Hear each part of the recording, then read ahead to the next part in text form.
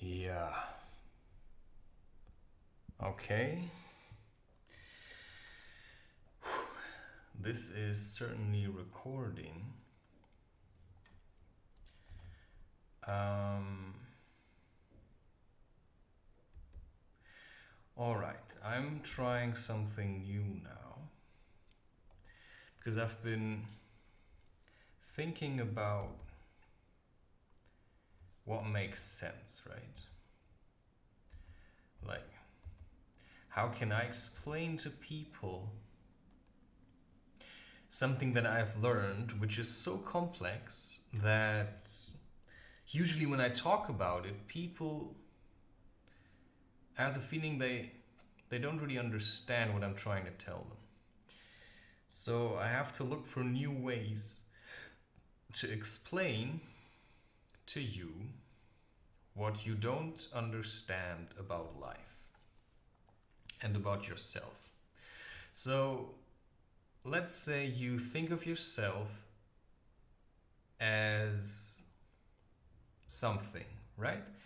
You don't think of yourself as whoever you think you are, and you don't think of yourself as what people call you or all these things that they project onto you, right? You are nobody's son, you're nobody's daughter, you are nobody's father, you are nobody's brother, you are nobody's friend. You are something. And, I'm just gonna basically layer my voice over these images, and you just see what comes up while you're listening to this. So you see yourself as the center of your universe. You see yourself as the center of your universe. That, of course, has a certain predisposition or a certain perspective that needs to be adopted in order to think this, which is, in a way, there's a part in you that is God. God is just a word. It's a word. It may be a powerful word, but in the end, it's a word. And Christians, they point towards the heaven, right? They point towards the heaven and say, that's where God is. And for them, everything is basically evil. Everything is a temptation. Everything is evil. And so is sex and, all kinds of things.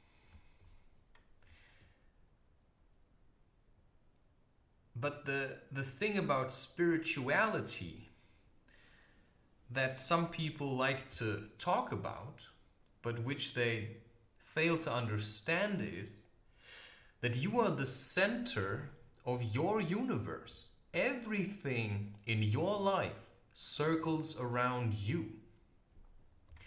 And there may be people who have or who are very good at attracting people towards them. You could say that their gravitational pull is stronger. So maybe they are shining brighter than most people. So you can see basically each and every one of us as its own solar system, and some people have a handful of people circling around them, while others have none. And then there may be people who have millions of people circling around them. But in the end, whether you are alone in your room or in a crowd of millions of people, or you're somewhere on a concert, right? Or you're following somebody on YouTube, doesn't really matter. But in the end, you are always, during every moment, you are the center of your universe. Now, the problem that a lot of people are experiencing and that makes them miserable is that they start looking at all these other lights that are shining at them from a distance.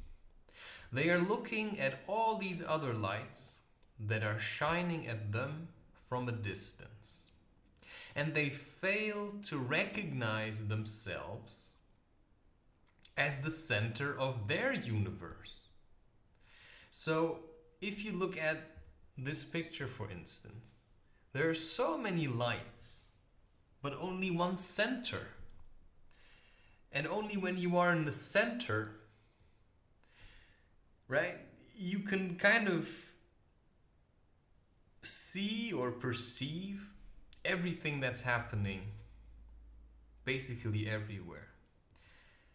And that is then what you would call meditation, which is basically a method to reconnect with your center, to listen on the inside what's going on, how do I feel, and to stop looking at all these other people that are circling around you, trying to get your attention, because that's what life is about. Everything's trying to get your attention, whether it is your children, whether it is friends or mothers or whatever, apps. Everything is struggling to get attention, but everybody's trying to get attention from somebody else. So instead of trying to get attention from other people, you could start paying attention to yourself, which means spending time alone and focusing on how you feel,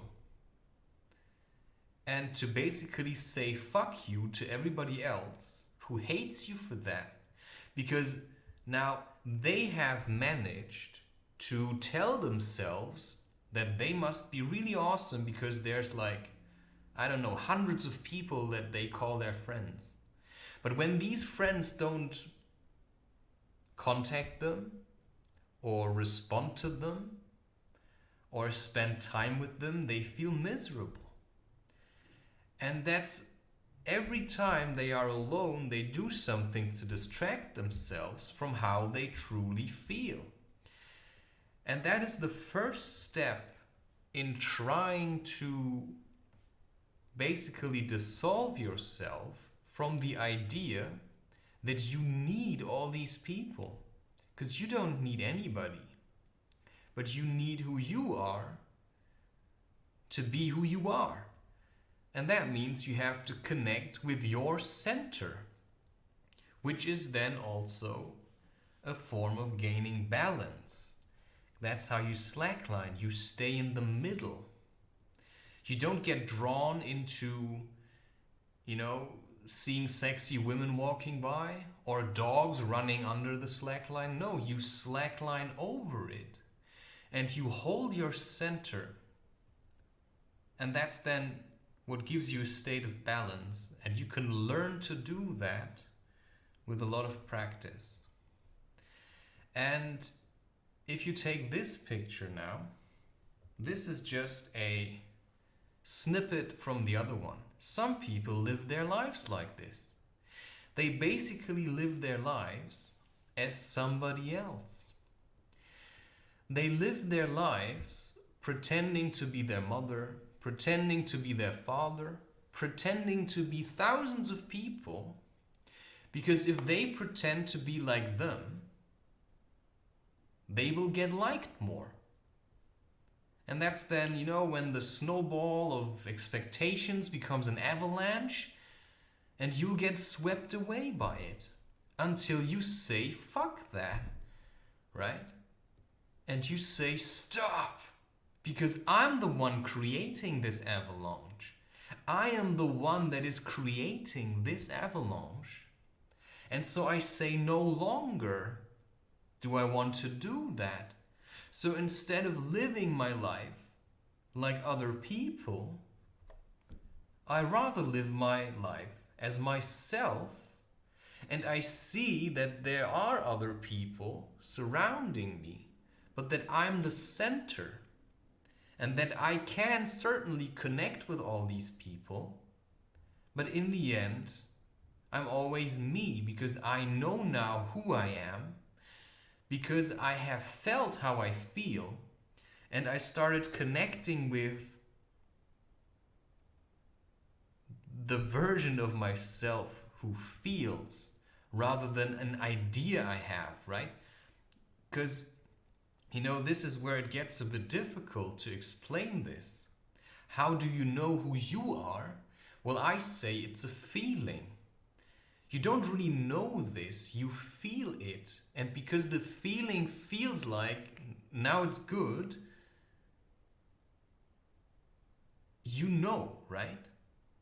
So that's what you then call intuition or your inner compass, right? For Pocahontas, she was dreaming of a compass, but it was basically the arrow of her heart. And so during your life, you will have to pick up a lot of things, a lot of methods, also friendships, forms of relationships, all kinds of things, like sports, crochet or knitting, right? I mean, black tea or coffee, meat or vegan. Do I still eat eggs, right? What is good for me? What's me specifically? What do I like? And what helps me to stay in the middle? And that's where I started to sort out a lot of things, a lot of people that pulled me away from myself because they wanted me to be different, or they wanted me to be something that I wasn't. And I also sorted out a lot of foods. Like, I don't eat milk anymore, milk products. I don't eat meat because that brings me further away from myself and it turns me into a cow or something, right? A tortured being. I don't want to feed into that. And that's why I am also very selective on the content that I consume. Because if you watch a horror movie, although you feel like it's basically emotionally torturing you, then why do you keep doing this? That's a question you have to ask yourself. Why is there so much pain inside of you? And why do you feel like recreating it all the time? Why do you want to see people dying, even if it's just in movies? Why do you play computer games where you kill people all the time? So you have to start looking at, why am I so angry? Because that is something that is in the center of who you are. And if you don't look at it, you will be like this for the rest of your life.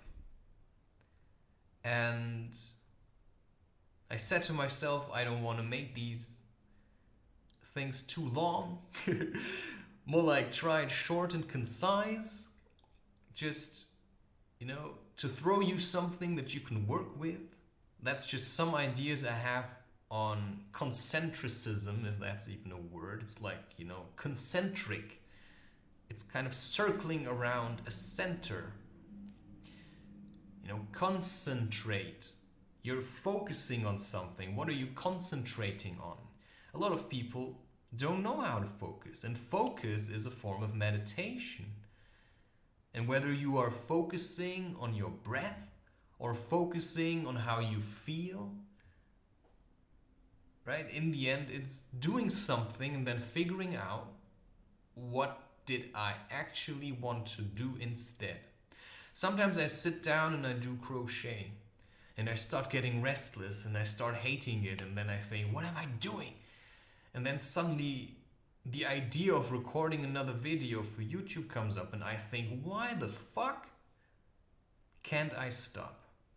And here I am recording again, simply because what else would I do, right? I mean, that's what's coming out of my center. That's who I am. Right? That's who I am. If you look at this image, that's who I am. Because I have created this. This came out of me, these images.